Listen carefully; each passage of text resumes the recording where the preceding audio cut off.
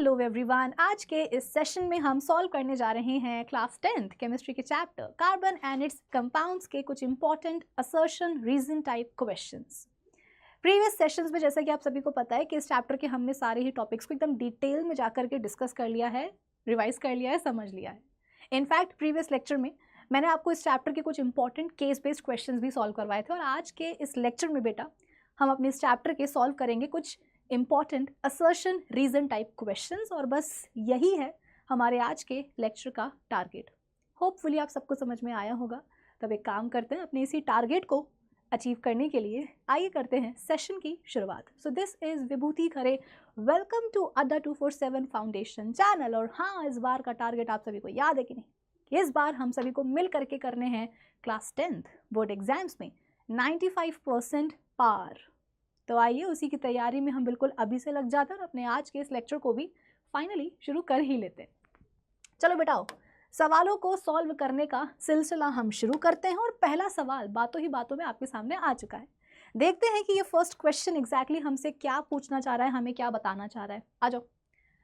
Assertion बोल रहा है carbon is the only element that can form large number of compounds.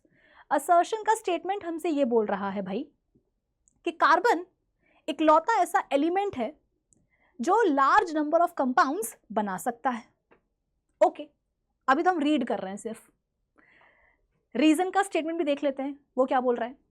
Reason का statement बोल रहा है कि carbon is tetravalent and shows the property of catenation. यार देखो, ऐसा है कि एक बार में ही पढ़ के ना मुझे रीजन में जो स्टेटमेंट दिया हुआ है वो मुझे एकदम सही लग रहा है। मतलब मुझे नहीं पता कि असर्शन का स्टेटमेंट सही है या गलत है, या ये इसको करेक्टली एक्सप्लेन कर रहा है नहीं कर रहा, मुझे ये सब नहीं पता। मुझे बस इतना पता है कि पहली बार जब मैंने पढ़ा रीजन का स्टेटमेंट तो मुझे पहली बार में पढ़ करके रियलाइज होगा कि यार ये बिल्कुल सही बोल रहा है। वाकई में कार्बन एक टेट्रावेलेंट है और वो कैटेनेशन की प्रॉपर्टी शो करता है। सेल्फ लिंकिंग प्रॉपर्टी बेटा कैटेनेशन प्रॉपर्टी बोलते हैं, है कि नहीं? कार्बन के जो एटम्स होते हैं वो एक दूसरे के साथ ही बॉन्ड बना करके लंबी लंबी चेन बना लेते हैं, ब्रांच्ड चेन बना लेते हैं, रिंग बना लेते हैं। यस और नो? कार्बन के जो एटम्स होते हैं ना वो आपस में ही लिंक होकर ऐसी लंबी लंबी चेन्स बना लेते हैं, ब्रांच्ड चेन बना लेते हैं, रिंग्स बना लेते हैं, साइकिल बना लेते हैं, बहुत कुछ करते हैं। इसी को अपन बोलते हैं, ये जो सेल्फ लिंकिंग प्रॉपर्टी होती है इसी को अपन क्या बोलते हैं? कैटिनेशन बोलते हैं। तो कार्बन के पास तो देखो ये है, तो वाकई में ये टेट्रावेलेंट है और इसके पास कैटिनेशन की प्रॉपर्टी होती है, ये एग्जिबिट करता है, मतलब ये तो सही है। रीजन का स्टेटमेंट बिल्कुल सही है और अगर रीजन का स्टेटमेंट सही है इसका मतलब क्या?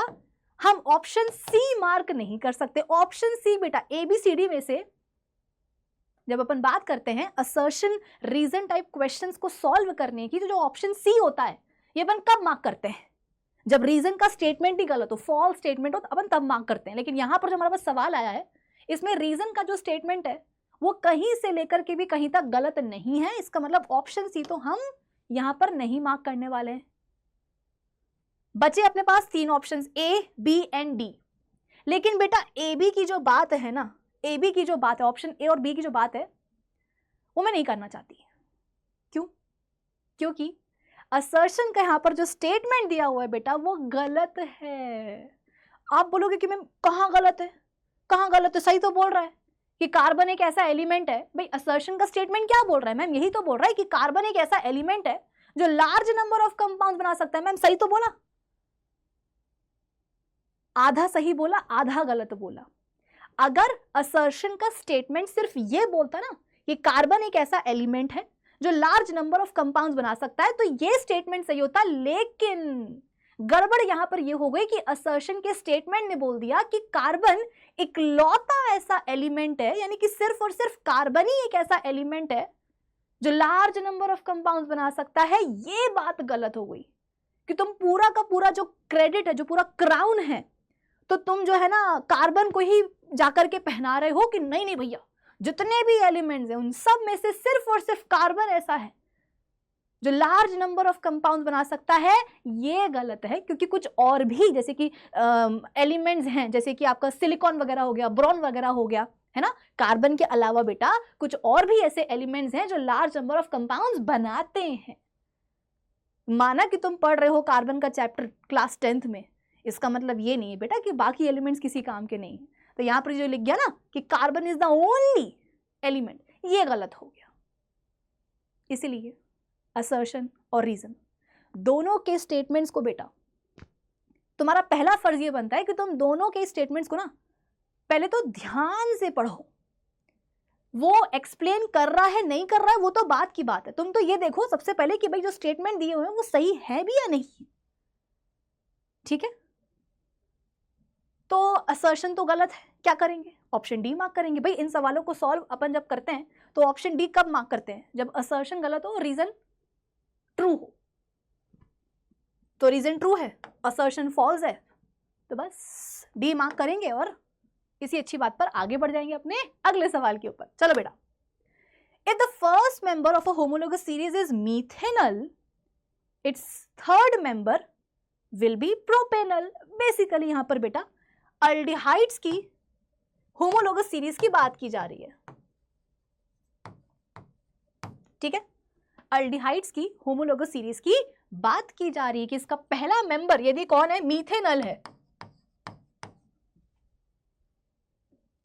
तो दूसरा कौन होगा? इथेनल।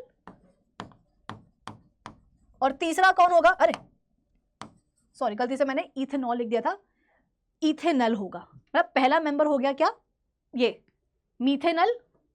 ठीक है, दूसरा मेंबर हो जाएगा इथेनल और थर्ड मेंबर हो जाएगा प्रोपेनल।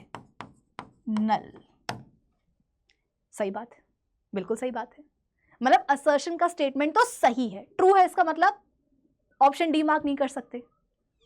अब देखते हैं कि क्या अपन ऑप्शन सी मार्क कर सकते हैं क्या। आ जाओ, रीजन क्या बोल रहा है? All the members of a homologous series show similar chemical properties. सही बात है भाई, ये बात तो अपन कब से पढ़ते आ रहे हैं दद्दा, कि एक कंपाउंड के पास जो उसकी केमिकल प्रॉपर्टीज होती हैं वो किसके कारण होती हैं? तो उस कंपाउंड के बेटा मॉलिक्यूल में जो फंक्शनल ग्रुप जुड़ा होता है ना, उस फंक्शनल ग्रुप के कारण ही उस कंपाउंड के पास उसकी केमिकल प्रॉपर्टीज होती है। तो मान लो कि आपके पास 4 कंपाउंड्स हैं और चारों ही कंपाउंड्स के मॉलिक्यूल्स के साथ एक ही तरह का फंक्शनल ग्रुप जुड़ा हुआ है, तो इसका मतलब ये होगा बेटा कि वो चारों कंपाउंड्स जो होंगे ना, उनकी केमिकल प्रॉपर्टीज सेम होंगी, आइडेंटिकल होंगी। क्यों? क्योंकि उन चारों के ही मॉलिक्यूल्स में जुड़ा हुआ है सेम फंक्शनल ग्रुप। और अपन बोल रहे हैं, कब से बोल रहे हैं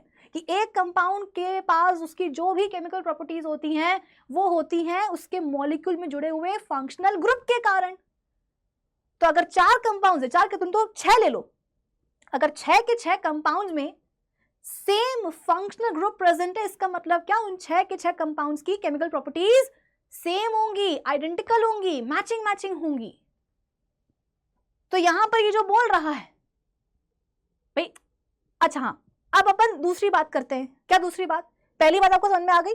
अब दूसरी बात ये कि अपन एक होमोलोगस सीरीज में लेते किसको है? अपन एक होमोलोगस सीरीज में कौन से कंपाउंड्स को लेते हैं? भाई वो सारे कंपाउंड्स जिनके पास सेम फंक्शनल ग्रुप होता है, उन सारे कंपाउंड्स को हम उठा करके एक सीरीज में डाल देते हैं। क्या तरीका होता है कि हम उन कंपाउंड्स को जिनके पास सेम फंक्शनल ग्रुप है, हम उन सारे के सारे कंपाउंड्स को उनके इंक्रीजिंग मॉलिक्यूलर मासेस के सीक्वेंस में क्या करते हैं? एक सीरीज में अरेंज कर देते हैं, और उसी सीरीज को अपन क्या बोलते हैं? Homologous series. आई बात समझ में? तो जैसे कि मान लो जो यहां पर रीजन का जो स्टेटमेंट है वो क्या बोल रहा है? रीजन का स्टेटमेंट ये बोल रहा है कि all the members of a homologous series show similar chemical properties. Of course यार, भाई एक होमोलोगस सीरीज में जितने भी मेंबर्स आ रहे हैं, जितने भी कंपाउंड्स आ रहे हैं, उन सबके पास क्या है? एक ही तरह का फंक्शनल ग्रुप जुड़ा हुआ है ना उनके मॉलिक्यूल्स में। तो इसका मतलब क्या? कि उन सारे कंपाउंड्स की जो केमिकल प्रॉपर्टीज होंगी उस होमोलोगस सीरीज में आने वाले बेटा सारे कंपाउंड्स की जो केमिकल प्रॉपर्टीज होंगी वो एक जैसी होंगी। सही तो बोल रहा है, मतलब असर्शन अपनी जगह बिल्कुल सही है। कि अगर अल्डिहाइड्स की होमोलोगस सीरीज की बात करें तो पहला मेंबर होगा मीथेनल और तीसरा होगा प्रोपेनल। सही है। रीजन का जो स्टेटमेंट है वो अपनी जगह सही है कि एक होमोलोगस सीरीज में जितने भी मेंबर्स आएंगे उन सबकी केमिकल प्रॉपर्टीज एक जैसी होंगी। क्यों? क्योंकि एक होमोलोगस सीरीज में आने वाले सारे मेंबर्स के पास होगा सेम फंक्शनल ग्रुप, तो उनकी केमिकल प्रॉपर्टीज भी क्या हो जाएंगी बेटा? सेम सेम हो जाएंगी। ये भी सही है, लेकिन क्या ये रीजन का मतलब ये सही है, ये सही है ना? डी मार्क करेंगे ना सी मार्क करेंगे। अब बच्चा क्या? ए और बी। अब तुम्हें क्या लग रहा है? रीजन का जो स्टेटमेंट है वो असर्शन के स्टेटमेंट को एक्सप्लेन कर रहा है क्या? मैं ये नहीं बोल रही हूँ कि ये गलत है, ये सही है अपनी जगह। मैं बार बार बोल रही हूँ कि ये सही है, ये सही है, इसलिए ना सी ना डी। ये क्या हुआ? ना सी ना डी, दोनों में से कोई भी मार्क नहीं करेंगे, ए और बी में से करेंगे, डिपेंडिंग अपॉन कि आपका जो रीजन का स्टेटमेंट है वो असर्शन के स्टेटमेंट को एक्सप्लेन कर पा रहा है या नहीं कर पा रहा है। तो यार मुझे तो नहीं लगता यहाँ पर रीजन का स्टेटमेंट जो ना असर्शन के स्टेटमेंट को एक्सप्लेन कर रहा है कि पहला मेंबर मीथेनल है, तीसरा प्रोपेनल है। पहला मेंबर होमोलोगस सीरीज का अल्डिहाइड्स की, उसका पहला मेंबर मीथेनल है, तीसरा प्रोपेनल है। क्यों? क्योंकि एक सीरीज में आने वाले जो कंपाउंड्स होते हैं उनकी केमिकल प्रॉपर्टी एक जैसी होती है। ये क्या बात हो गई यार? तो एक्सप्लेनेशन तो नहीं है इसका करेक्ट। स्टेटमेंट सही है लेकिन एक्सप्लेन नहीं कर पा रहा, इसलिए ऑप्शन बी को मार्क करेंगे। भाई ऑप्शन बी अपन कब मार्क करते हैं? ऑप्शन बी अपन तब मार्क करते हैं जब रीजन का स्टेटमेंट सही हो बट वो असर्शन को एक्सप्लेन ना कर पाए। मतलब बात तो रीजन की सही है, स्टेटमेंट तो रीजन का सही है, पर वो स्टेटमेंट कोई और बात कर रहा है। यहां पर भी ऐसे ही हुआ कि रीजन का जो स्टेटमेंट है वो कोई और बात कर रहा है, असर्शन को एक्सप्लेन नहीं कर पा रहा, तो ऑप्शन बी। चलिए next, diamond, diamond biscuit and graphite are allotropes of carbon. सही बात है, डायमंड एंड ग्रेफाइट क्या होते हैं बेटा? कार्बन के एलोट्रोप्स होते हैं। What are allotropes? क्या होते हैं एलोट्रोप्स? एक्चुअली बेटा एक एलिमेंट जो है वो अपने सेम फिजिकल स्टेट में, जैसे कि हमने बचपन में पढ़ा है, कितने बचपन में पढ़ा है अपन ने क्लास 9th में पढ़ा है कि मतलब केमिस्ट्री में कि मैटर की 3 फिजिकल स्टेट्स होती हैं, solid, liquid and gaseous, right?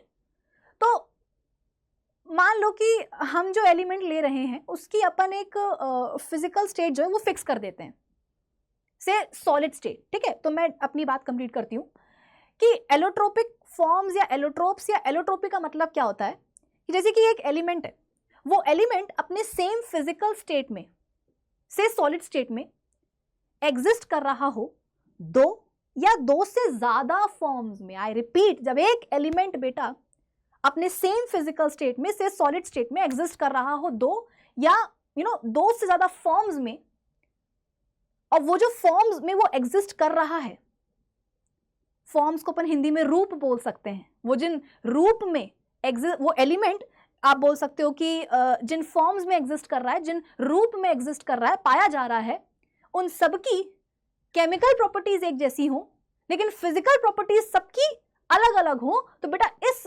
Property of element को अपन क्या बोलते हैं? एलोट्रोपी बोलते हैं। वो जो उसके रूप आपको देखने को मिले, उन फॉर्म्स को, उन रूप को आप क्या बोलोगे? एलिमेंट के एलोट्रोप्स बोलोगे या एलोट्रोपिक फॉर्म्स बोलोगे of that particular element. Example carbon का ही ले लेते हैं यार। कार्बन बेटा एक एलिमेंट है, ठीक है, अपने सॉलिड स्टेट में वो एग्जिस्ट करता है 2 या 2 से ज्यादा फॉर्म्स में। कौन से फॉर्म्स? अरे यही डायमंड, ग्रेफाइट, फुलरीन्स। बेटा कार्बन के ना और भी एलोट्रोप्स होते हैं, लेकिन क्रिस्टलाइन फॉर्म में जो है अपन ये 3 ही पढ़ते हैं, डायमंड, ग्रेफाइट एंड फुलरीन्स। ठीक है, तो कार्बन एक एलिमेंट है जो अपने सॉलिड स्टेट में 2 या 2 से ज्यादा फॉर्म्स में पाया जाता है। वो फॉर्म्स कौन से होते हैं? यही डायमंड, ग्रेफाइट एंड फुलरीन्स। इनकी खास बात क्या होती है कि इन तीनों फॉर्म्स की जो केमिकल प्रॉपर्टीज हैं वो एक जैसी होती है। क्यों? क्योंकि बेटा अल्टीमेटली डायमंड, ग्रेफाइट, फुलरीन्स ये किसके बने होते हैं? अरे ये सब के सब कार्बन के ही तो बने होते हैं, कार्बन एटम्स के ही तो बने होते हैं। तो डायमंड, ग्रेफाइट एंड फुलरीन्स इन सबकी केमिकल प्रॉपर्टीज एक जैसी होंगी बट इनकी फिजिकल प्रॉपर्टीज अलग अलग हो जाती हैं। क्यों? क्योंकि इन तीनों में कार्बन एटम्स का जो अरेंजमेंट होता है वो अलग अलग होता है। जिसके कारण इनकी फिजिकल प्रॉपर्टीज बदल जाती हैं, बट क्योंकि ये बने हुए हैं सबके सब कार्बन एटम्स के, तो इनकी केमिकल प्रॉपर्टीज क्या होती हैं, एक जैसी होती हैं। ठीक है, तो इन तीनों फॉर्म्स को अपन क्या बोलेंगे बेटा, एलोट्रोपिक फॉर्म्स ऑफ कार्बन या कार्बन के एलोट्रोप्स, और कार्बन की इस एबिलिटी को, इस क्षमता को, इस पावर को अपन क्या बोलेंगे, एलोट्रोपी। ठीक है, चलो, तो diamond and graphite are allotropes of carbon, सही बात है, यानी कि ऑप्शन डी तो मार्क नहीं करेंगे। रीजन देखते हैं, some elements can have several different structural forms while in the same physical state, कि कुछ एलिमेंट्स ऐसे होते हैं जो अपने सेम फिजिकल स्टेट में रह करके कई सारे स्ट्रक्चरल फॉर्म्स में एग्जिस्ट कर सकते हैं, पाए जा सकते हैं, and these forms are called allotropes. बात तो सही है, असर्शन की तो पहले ही सही थी, रीजन का स्टेटमेंट पढ़ लिया, ये भी हमें सही लग रहा है, मतलब ना सी ना डी। अब बचा क्या, ऑप्शन ए या बी।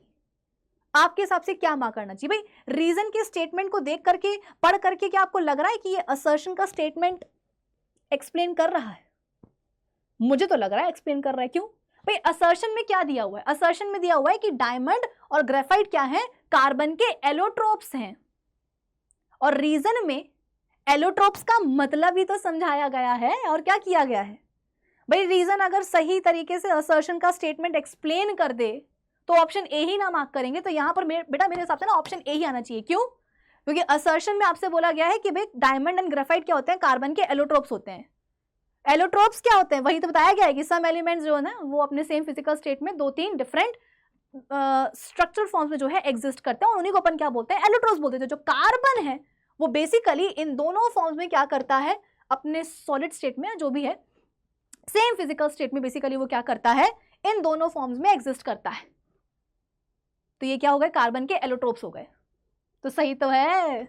और कितना बेटा तुमको चाहिए है एक्सप्लेनेशन, असर्शन सही है, रीजन सही है, रीजन असर्शन को एक्सप्लेन भी कर रहा है, ऑप्शन ए को मार्क करना। चलिए आगे बढ़ते हैं, next, carbon monoxide is extremely poisonous in nature. सही बात है, कार्बन बेटा मोनोऑक्साइड जो है ना बड़ी पॉइजनस होती है। रीजन क्या है, carbon monoxide is formed by complete combustion है, carbon monoxide is formed by complete combustion of carbon. नहीं मुन्नो, कार्बन के कंप्लीट कंबशन से तुमको मिलता है कार्बन डाइऑक्साइड। कार्बन का जब कंप्लीट कंबशन होता है, बोलो तो जब कार्बन को भर भर के क्या मिलती है, सफिशिएंट सप्लाई ऑफ ऑक्सीजन मिलती है, तो उसका क्या बनता है, कार्बन डाइऑक्साइड बनती है गैस। लेकिन अगर उतनी नहीं मिल पा रही है, तो कार्बन मोनोऑक्साइड बनेगा। मतलब कि कार्बन के कंप्लीट कंबशन से बनती है कार्बन डाइऑक्साइड गैस, और उसके इनकम्प्लीट कंबशन से बनती है कार्बन मोनोऑक्साइड। तो यहां पर क्या बोल रहा है कि कंप्लीट कंबशन से बनेगी कार्बन मोनोऑक्साइड, नहीं, इनकम्प्लीट कंबशन से, पार्शियल कंबशन से बनती है, मतलब ये तो गलत ही है। तो क्या करेंगे, ऑप्शन सी को मार्क करेंगे, आगे बढ़ेंगे, और क्या। Okay, next question, cooking oil decolourises bromine water. Cooking oil जो होता है बेटा वो ब्रोमीन वाटर के कलर को डीकलराइज कर देता है, यस और नो। पहला तो सवाल यही है कि असर्शन, आगे बाद में बढ़ना, पहले डिसाइड करो कि असर्शन का स्टेटमेंट सही है या नहीं है। बिल्कुल सही है। कुकिंग ऑयल जो होता है बेटा वो ब्रोमीन वाटर का वो जो रेडिश ब्राउन सा जो कलर होता है ना, उसको वो डीकलराइज कर देता है। क्यों, एक्चुअली बेटा जो अपने कुकिंग ऑयल होते हैं ना उनमें आपको मिलते हैं unsaturated hydrocarbon chains। unsaturated hydrocarbon chains का मतलब पता है ना, मतलब कार्बन और हाइड्रोजन एटम्स की चेन होगी, और उसमें कार्बन कार्बन एटम्स के बीच में तो डबल बॉन्ड हो गया, ट्रिपल बॉन्ड हो गया, दोनों भी हो सकते हैं, है ना। अनसैचुरेशन का बेटा मतलब पता है ना,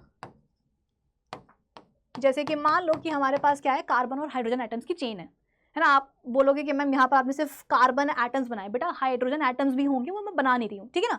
तो आपके पास कार्बन और हाइड्रोजन एटम्स की चेन है, मतलब आपके पास हाइड्रोकार्बन चेन्स हैं, और कार्बन कार्बन एटम्स के बीच में यहाँ पर आपको डबल या ट्रिपल बॉन्ड देखने को मिल सकते हैं, कई सारे मिल सकते हैं, 2 डबल बॉन्ड, 3 ट्रिपल बॉन्ड, कितने भी मिल सकते हैं ना। लंबी लंबी चेन है बेटा, लंबी लंबी चेन है। तो अनसैचुरेशन का मतलब यही होता है कि कार्बन कार्बन एटम्स के बीच में डबल या ट्रिपल कोवेलेंट बॉन्ड होना, ठीक है। अब मान लो कि आपके पास सपोज ये है और इसमें आपने कर दिया क्या, चलो एक काम करते हैं ना, ठीक से बना ही लेते हैं। आपके पास सपोज इथीन है, दिस इज इथीन C2H4, ठीक है। इसमें आपने डाल दिया क्या, ब्रोमीन। तो पता है क्या होगा, कार्बन कार्बन के बीच में ये जो डबल कोवलेंट बेटा बॉन्ड बना हुआ है ना, ये टूटेगा, मतलब दोनों बॉन्ड नहीं टूटेंगे, दोनों में से एक बॉन्ड टूट जाएगा, ठीक है ना। अब दोनों कार्बन एटम बोलेंगे कि अइला ये क्या हुआ, हमारे बीच का एक बॉन्ड तो टूट गया, यानी कि हमारी जो टेट्रावैलेंसी है वो तो सेटिस्फाई हो नहीं रही है, यानी कि हम दोनों को एक और बॉन्ड बनाना पड़ेगा। किसके साथ बनाए, तो ये जो ब्रोमीन है ये बोलेगा अरे भाइयों चिंता क्यों कर रहे हो, मेरे साथ बनाओ ना। तो ये कार्बन बना लेगा बेटा इसके साथ, मतलब एक ब्रोमीन एटम के साथ बॉन्ड, और ये कार्बन बना लेगा दूसरे ब्रोमीन एटम के साथ बॉन्ड। यानी कि जो आपने ब्रोमीन वाटर बेटा डाला था, जो ब्रोमीन वाटर आपने डाला था इसके साथ, अरे वो तो हो गया ना, इसमें जाकर के जुड़ गया, ऐड हो गया, एडिशन हो गई। तो अब जो उसका वो जो रेडिश ब्राउन सा जो कलर है बेटा वो तो चला ही जाएगा ना, क्योंकि जो आपने ब्रोमीन वाटर डाला था वो तो पूरा का पूरा क्या हुआ, कंज्यूम हो गया ना। भाई इनके बीच का बॉन्ड टूटा तो इनको एक और बॉन्ड बनाना था, मतलब दोनों ही कार्बन एटम्स को एक एक बॉन्ड और बनाना था। तो वो किसके साथ बनाया उन्होंने, ब्रोमीन के साथ बनाया। तो ब्रोमीन तो हो गया पूरा कंज्यूम इस रिएक्शन में, एडिशन रिएक्शन में। तो फिर उसका जो ब्राउन ब्राउन कलर है वो तो चला जाएगा ना तेल लेने, डीकलराइज हो जाएगा मतलब। तो कुकिंग ऑयल में बेटा क्या होता है, लंबी लंबी हाइड्रोकार्बन चेन्स होती हैं, अनसैचुरेटेड हाइड्रोकार्बन चेन्स होती हैं। तो अगर आप उसमें डालोगे ना ब्रोमीन वाटर तो क्या होगा, वो डबल ट्रिपल बॉन्ड टूटेंगे, और बॉन्ड टूटे तो कार्बन एटम्स के साथ में क्या होगा, ब्रोमीन जाकर के जुड़ जाएगा, तो उसका जो ब्राउन रेडिश कलर है वो हो जाएगा गायब, डीकलराइज हो जाएगा। तो बिल्कुल सही बात है। रीजन क्या है, cooking oil is a saturated compound. नहीं यार, मैं बोल तो रही हूं कि अनसैचुरेटेड हाइड्रोकार्बन चेन्स होती हैं कुकिंग ऑयल में। तभी तो जब डबल ट्रिपल बॉन्ड टूटते हैं तभी क्या होता है, ब्रोमीन को वहां पर कंज्यूम किया जाता है। अगर सैचुरेटेड कंपाउंड हुआ बेटा तो फिर काहे का ब्रोमीन इस्तेमाल होगा, वहां पे होगा ही नहीं, उसका जो कलर होगा ना वो वैसा का वैसा रहेगा। मतलब कि रीजन गलत है यहाँ पे, ऑप्शन सी को मार्क करेंगे, आगे बढ़ेंगे, ठीक है।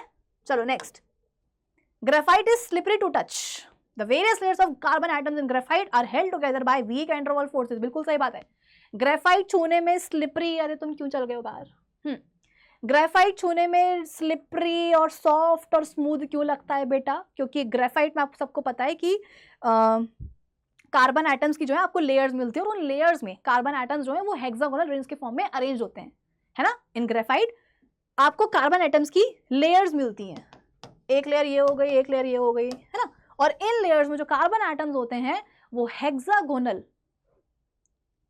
रिंग्स के फॉर्म में अरेंज्ड होते हैं।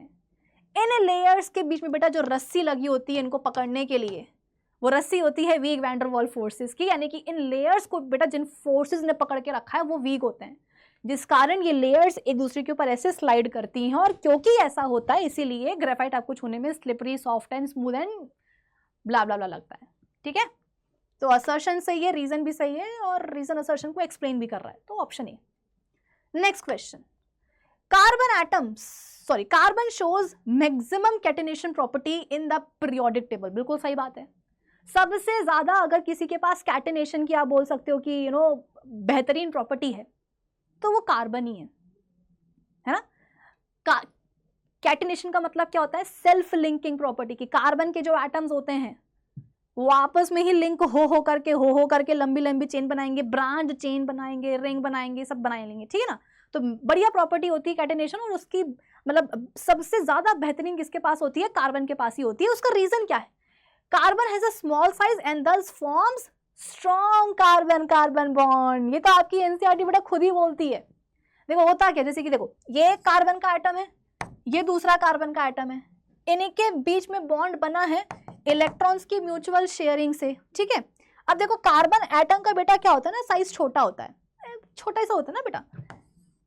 ये न्यूक्लियस हो गया, उसमें 6 प्रोटॉन्स हो गए, ये हो गया K शेल जिसमें कि 2 इलेक्ट्रॉन्स हैं, ये हो गया L शेल जिसमें कि वो 4 इलेक्ट्रॉन्स हैं, ठीक है। तो देखो ना एटम का साइज बहुत छोटा सा है, गिन के जो है ना 2 शेल्स हैं, तो इन दोनों शेल्स में जो भी इलेक्ट्रॉन्स होंगे जितने भी इलेक्ट्रॉन्स होंगे उनको ये पॉजिटिवली चार्ज, आप बोल सकते हो कि जो न्यूक्लियस है वो ऐसे टाइटली पकड़ के रखेगा। भाई न्यूक्लियस में क्या होते हैं, प्रोटॉन्स होते हैं ना, देयर आर, वो पॉजिटिवली चार्ज पार्टिकल्स होते हैं। तो दो शेल्स हैं, जितने भी इलेक्ट्रॉन्स होंगे उन दोनों शेल्स में उनको अच्छे से टाइटली जो है बेटा ये कार्बन एटम का जो न्यूक्लियस है वो ऐसे पकड़ के रखता है। तो अब हुआ क्या, इन दोनों कार्बन एटम्स के बीच में बेटा इलेक्ट्रॉन्स की म्यूचुअल शेयरिंग हुई, मतलब इनके बीच में बॉन्ड बना। तो इनके बीच में जब बॉन्ड बना तो ये जो शेयर्ड पेयर ऑफ इलेक्ट्रॉन्स हैं बेटा, इनको दोनों ही कार्बन एटम के जो न्यूक्लियाई होंगे ना वो ऐसे पकड़ के रखेंगे।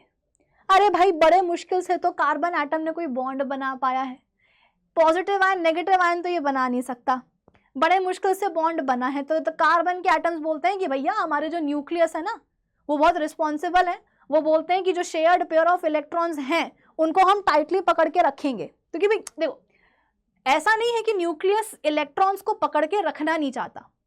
मान लो कि कोई एटम बहुत बड़ा है, उसमें 4 शेल्स हैं, कोई एटम बड़ा है उसमें 4 शेल्स हैं, चारों शेल्स में क्या है, इलेक्ट्रॉन्स भरे पड़े हैं। तो ये जो न्यूक्लियस होगा ना बेटा, ये शुरुआत के जो शेल्स होंगे उनके इलेक्ट्रॉन्स को टाइटली पकड़ के रख सकता है। लेकिन जो शेल्स दूर हैं, जिनके इलेक्ट्रॉन्स दूर हैं, जैसे कि मैडम पढ़ा रही हैं आपको, तो फ्रंट रो में या सेकेंड रो में या थर्ड रो में जो बच्चे बैठे होंगे उनके ऊपर मैडम की पकड़ अच्छी बनी रहेगी। फर्स्ट रो में, सेकेंड रो में, थर्ड रो में जो बच्चे बैठे होंगे वो बिल्कुल भी शैतानी नहीं करेंगे। लेकिन लास्ट बेंच पे बच्चे बैठे रहते हैं, वहां तक टीचर की पकड़ थोड़ी सी कमजोर हो जाती है, उतना ध्यान नहीं दे पाते टीचर। तो क्या होता है, लास्ट बेंच पे बच्चे बैठे होते हैं वो खूब मस्ती करते हैं ना।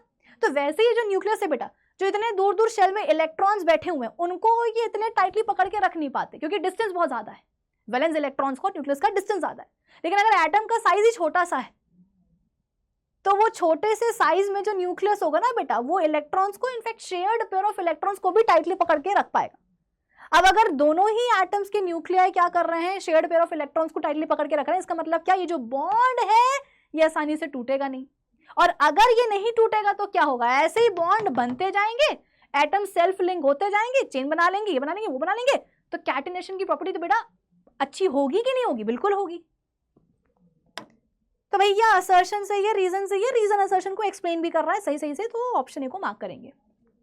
चलिए next, hydrogenation is the process of converting an oil into a fat called vegetable ghee. जैसे कि हमने देखा कि जो अपने वेजिटेबल ऑयल होते हैं, ठीक है, उनमें क्या होता है, अनसैचुरेटेड हाइड्रोकार्बन चेन्स होती हैं, अनसैचुरेटेड हाइड्रोकार्बन चेन्स होती हैं, ठीक है। इनमें हम हाइड्रोजन का एडिशन करवा देते हैं निकल विकल कैटलिस्ट की प्रेजेंस में, या तो निकल ले लो, प्लेटिनम ले लो, पैलिडियम ले लो, ठीक है ना। तो क्या होता है, ये जो डबल बॉन्ड वगैरह होते हैं बेटा ये टूटते हैं, ठीक है। तो जैसे कि यहाँ पर देखो, ये जो 3 तुमको बॉन्ड दिख रहे हैं, 3 में से क्या होगा बेटा, 2 टूट जाएंगे।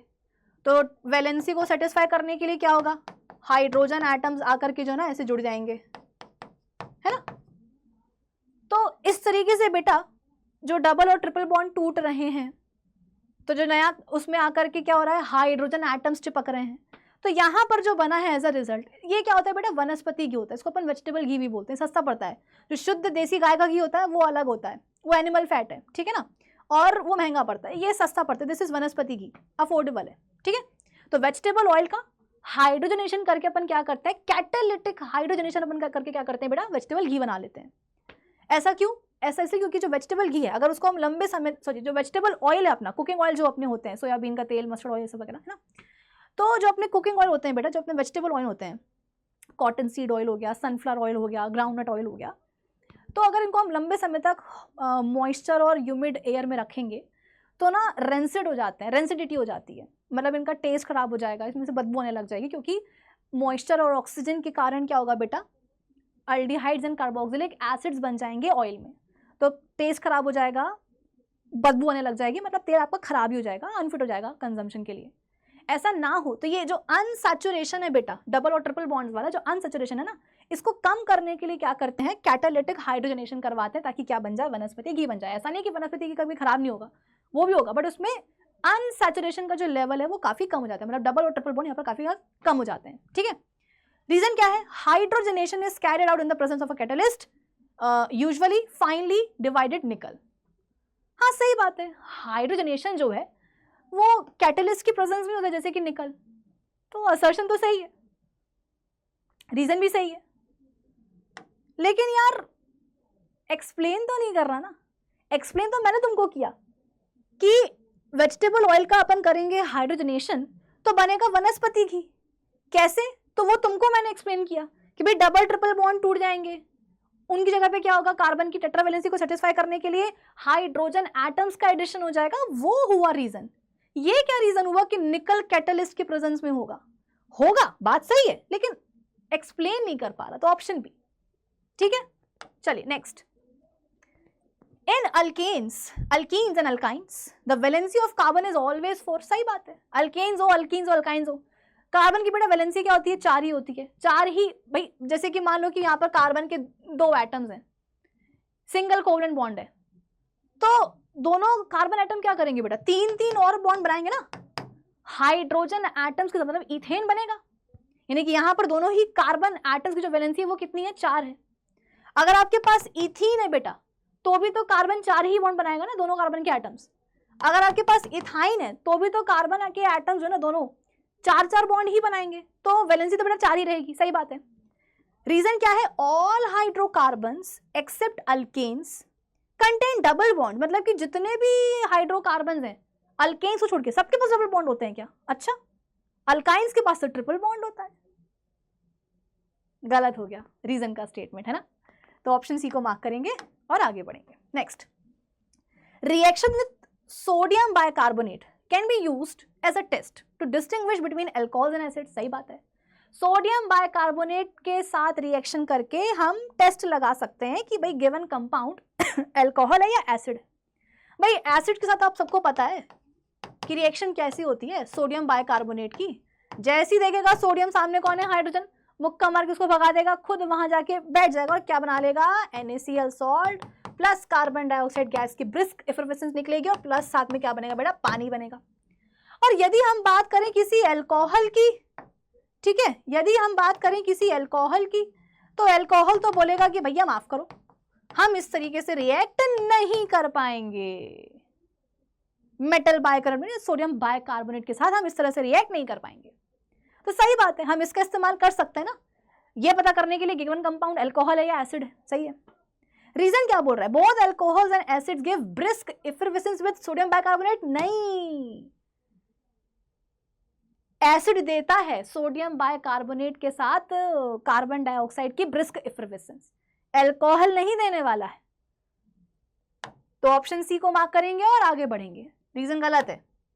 Next, when ethanol is heated at 443 Kelvin with excess concentrated sulfuric acid, ethene is formed, सही बात है बेटा, कॉन्सेंट्रेटेड सल्फ्यूरिक एसिड क्या होता है बेटा, डिहाइड्रेटिंग एजेंट होता है, वो पानी निकाल लेते हैं। तो जैसे कि मान लो कि आपके पास क्या है, इथेनॉल है,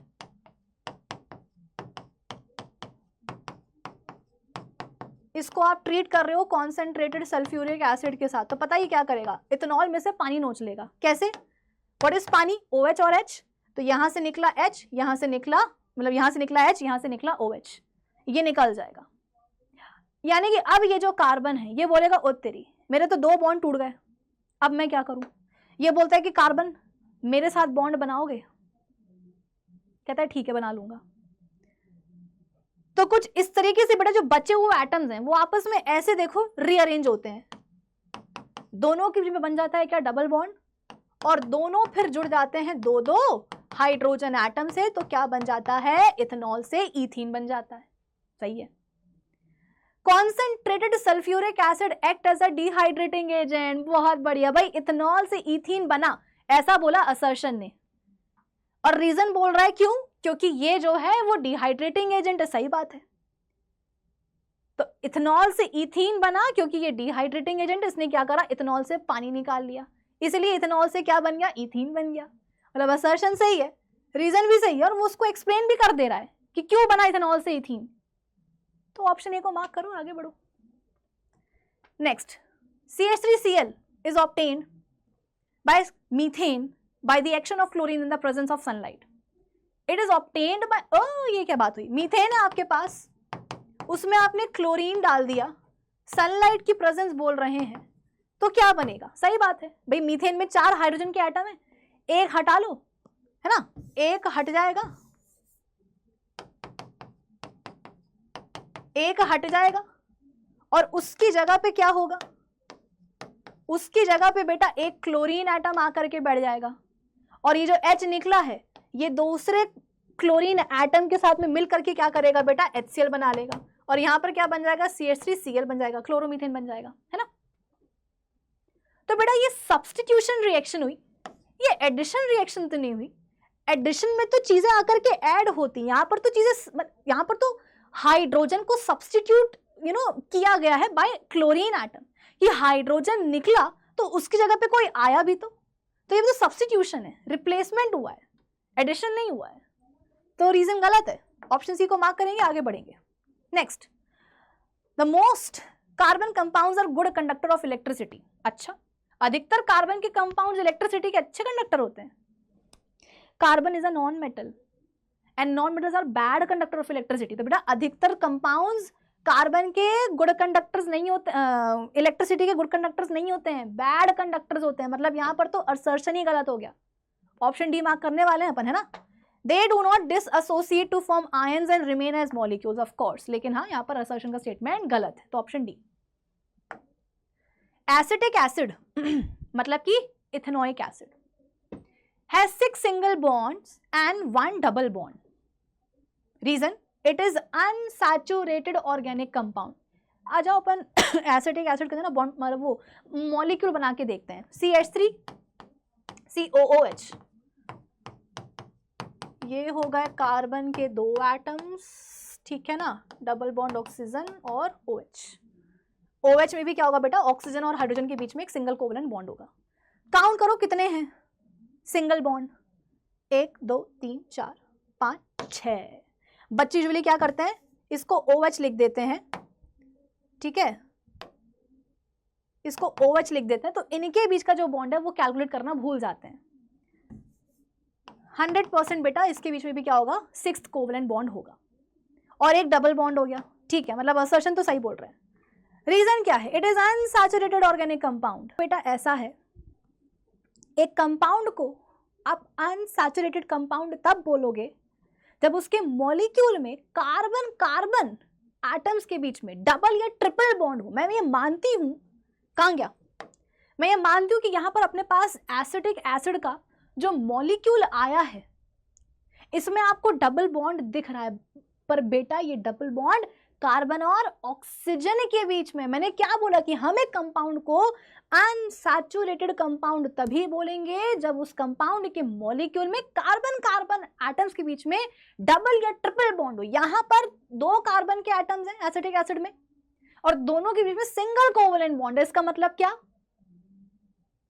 कि ये एक अनसैचुरेटेड ऑर्गेनिक कंपाउंड या कंपाउंड जो भी है, ये एक अनसैचुरेटेड बेटा कंपाउंड नहीं है, ये सैचुरेटेड कंपाउंड है, ये सैचुरेटेड कंपाउंड है यार। रीजन का स्टेटमेंट गलत है, असर्शन सही है कि हाँ 6 सिंगल कोवेलेंट बॉन्ड और एक डबल बॉन्ड है, लेकिन जो रीजन बोल रहा है ना कि एक अनसैचुरेटेड कंपाउंड है, नहीं ये सैचुरेटेड है। कार्बन कार्बन के बीच में सिंगल कोवेलेंट बॉन्ड बना हुआ है, डबल बॉन्ड जो है कार्बन और ऑक्सीजन के बीच में।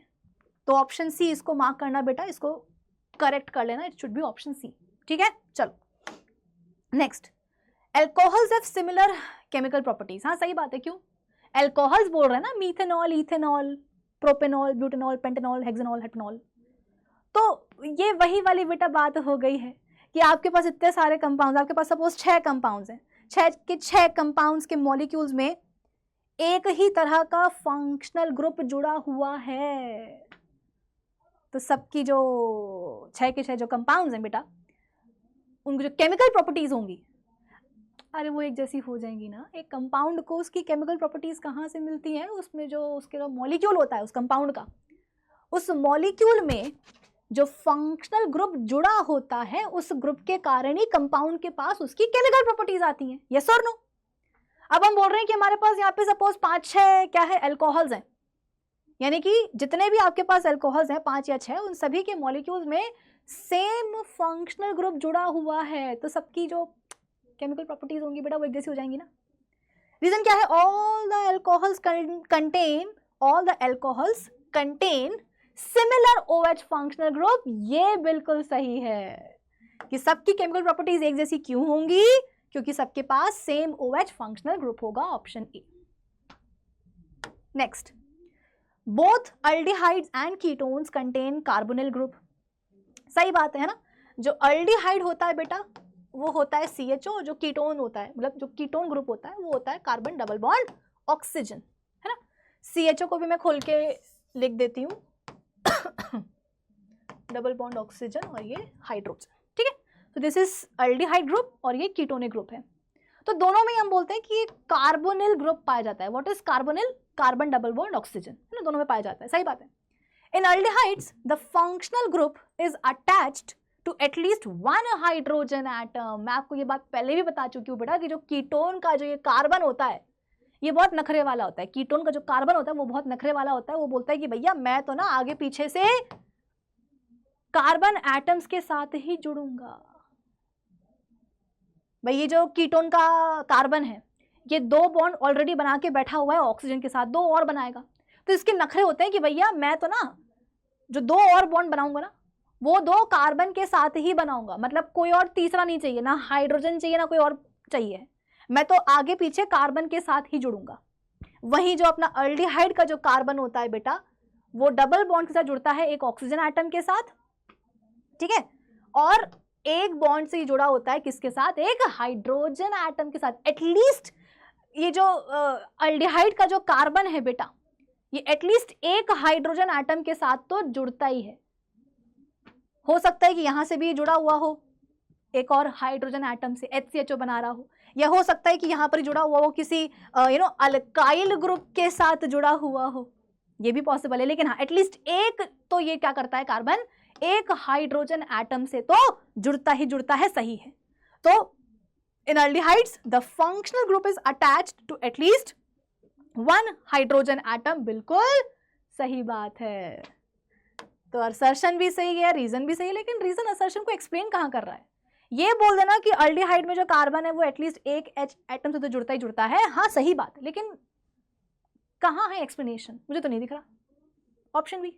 चलो next, diamond is not a good conductor of electricity. हाँ सही बात है, डायमंड अच्छा कंडक्टर नहीं होता इलेक्ट्रिसिटी का। क्यों बेटा? इलेक्ट्रिसिटी के कंडक्शन के लिए या तो तुम्हें फ्री इलेक्ट्रॉन्स चाहिए या फ्री आयंस चाहिए। आयंस यहाँ पे मिलने से रहे, और डायमंड में अपन बोलते हैं कि हर एक कार्बन एटम 4 और दूसरे कार्बन एटम के साथ में जुड़ा होता है, यानी कि उसके पास फ्री इलेक्ट्रॉन्स भी नहीं होने वाले हैं। तो असर्शन से ही रीजन से ही रीजन असर्शन को एक्सप्लेन भी कर रहा है कि भाई डायमंड में ना फ्री इलेक्ट्रॉन्स नहीं होते हैं, इसलिए वो इलेक्ट्रिसिटी का अच्छा कंडक्टर नहीं है। तो ऑप्शन ए को अपन मार्क करेंगे।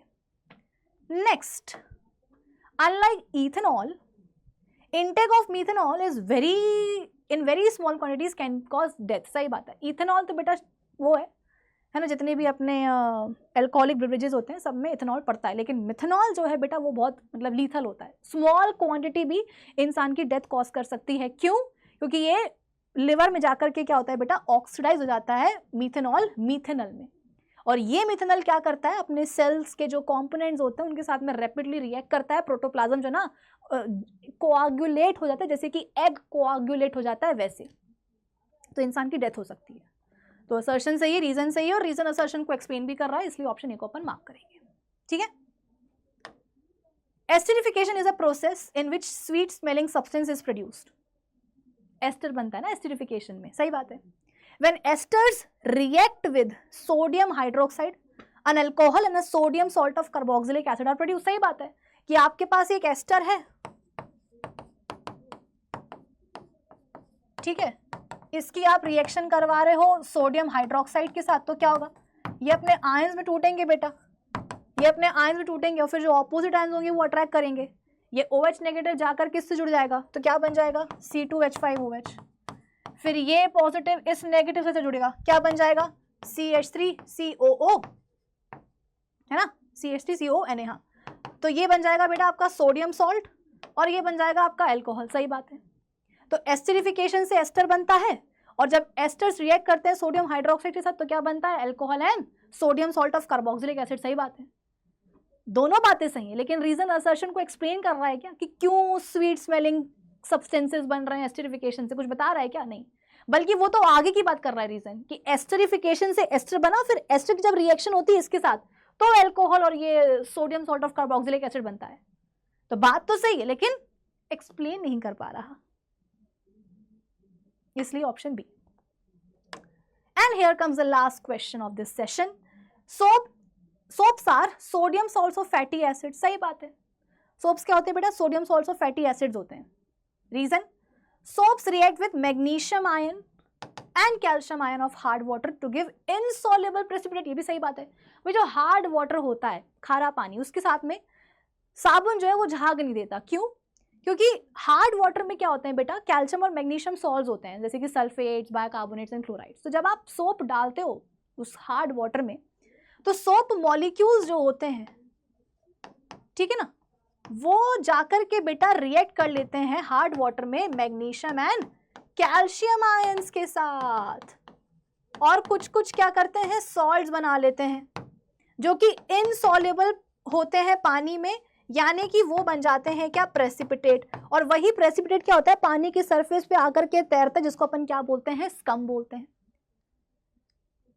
तो सही बात है, सोप्स जो होते हैं वो मैग्नीशियम और कैल्शियम आयंस के साथ of the hard water react करके क्या करते हैं? इनसॉल्युबल प्रेसिपिटेट बनाते हैं, जिसको अपन क्या बोलते हैं? स्कम बोलते हैं। असर्शन सही है, रीजन भी सही है, लेकिन रीजन क्या एक्सप्लेन कर रहा है असर्शन को? भाई soaps are sodium salts of fatty acids, ये बोल दिया। अब अगर रीजन इस चीज को एक्सप्लेन करता कि कैसे सोप होते हैं sodium salts of fatty acids, तो जो ना मजे की बात होती, तो कुछ अच्छा लगता हमें कि किस तरीके से जो है ना अपन फैटी एसिड्स लेकर के आते हैं, किस तरीके से अपन कार्बोक्सिलिक एसिड लेके आते हैं, कैसे जो ना एस्टर बनता है, कैसे एस्टर्स को अपन रिएक्ट करवाते हैं अल्कली के साथ, तो कैसे जो ना सोप बनता है, वो सब अगर यहाँ पर एक्सप्लेन होता रीजन में, तो हम ऑप्शन ए मार्क करते।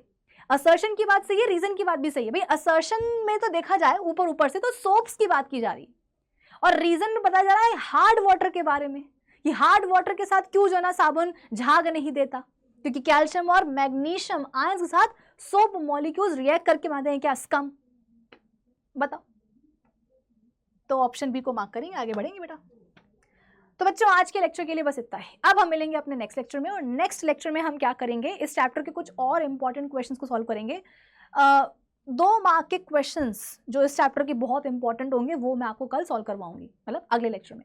तो मिलते हैं अपने अगले लेक्चर में, तब तक के लिए keep learning with Adda 247 foundation channel. Bye bye, see you soon.